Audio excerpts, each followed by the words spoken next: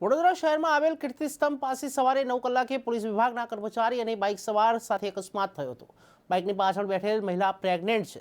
સાથે હિમાનીબેન સોની કરજણ તાલુકા પિંકલાલપાડ પોતે નર્સિંગ સ્ટાફમાં ફરજ બજાવે છે। એસએસજી હોસ્પિટલ ટ્રેનિંગમાં આપે છે ત્યારે મહિલાની અડફેટ લેતા એસએસજી હોસ્પિટલમાં સારવાર અર્થે ખસેડવામાં આવ્યા છે। ત્યારે બાઇક ચાલક અને તેઓની પત્ની દ્વારા કહેવામાં આવ્યું હતું કે પોલીસ કર્મચારી નશાની હાલતમાં હતો। ત્યારે વડોદરા શહેર સંસ્કારી નગરી સાથે પોલીસ પ્રજાનો મિત્ર છતાં મહિલાની વેદના સમજીને હોસ્પિટલ લઈ જવાને બદલે પોલીસ કર્મચારી સ્થળ પરથી ભાગી છૂટ્યો હતો। ત્યારે સ્થાનિક લોકોએ સમજાવવાનો પણ પ્રયત્ન કર્યો હતો, છતાં પોલીસ નશાની હાલતમાં હોવાથી ત્યાંથી આ પોલીસનો યુવાન ભાગી છૂટ્યો હતો। ત્યારે એસએસજી હોસ્પિટલ ખાતે વધુ સારવાર અર્થે ખસેડાતા સામાજિક કાર્યકર કમલેશ પરમાર પણ હોસ્પિટલ પહોંચીને તેઓને ખબર અંતર પૂછ્યા હતા। અમે લોકો અહીં ગાડી એસએસસી હોસ્પિટલમાં લઈને આવતા હતા કુંભારવાડાથી, અને અહીં ગાડી કીર્તિસ્તંભ પાસે એક્સિડન્ટ થયો છે।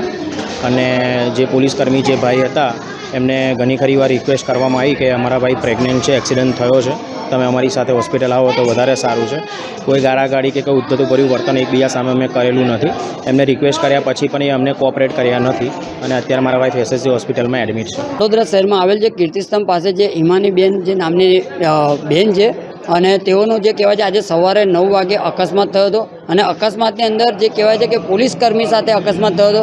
ત્યારે જે મહિલા પોતે પ્રેગ્નન્ટ છે અને 4થો મહિનો જતો હોય ત્યારે પોલીસે પોતાની માનવતા દાખવવાની જરૂર છે।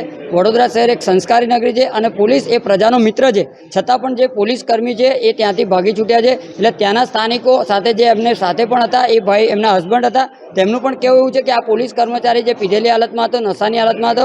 એટલે વડોદરા શહેરના પોલીસ કમિશનર સાહેબને આપના મીડિયાના માધ્યમથી ખાસ અપીલ છે કે આવા પોલીસ કર્મીઓ પર ખાસ કરીને નજર રાખવામાં આવે। સાથે જે ગુજરાતની અંદર દારૂબંધી છે, છતાં પણ આ દારૂની હાલતમાં જો આવા પોલીસ કર્મીઓ ઝડપાતા હોય તો આમને તાત્કાલિક ધોરણે સસ્પેન્ડ કરવા જોઈએ, નોકરી પરથી બેદખલ કરવા જોઈએ। કારણ કે આ જે દીકરી છે, આ બેન છે, આ હાલમાં જે કહેવાય છે કે પ્રેગ્નન્ટ છે, એટલે ખાસ કરીને વડોદરા શહેરના પોલીસ કર્મીઓએ માનવતા દાખવી અને હોસ્પિટલ લાવવાની જરૂર છે। છતાં પણ આ પોલીસ કર્મચારીએ માનવતા ના દાખવી છે, ત્યારે તેઓની પર શિક્ષાત્મક કાર્યવાહી થવી જોઈએ તેવી અમારી માંગ છે।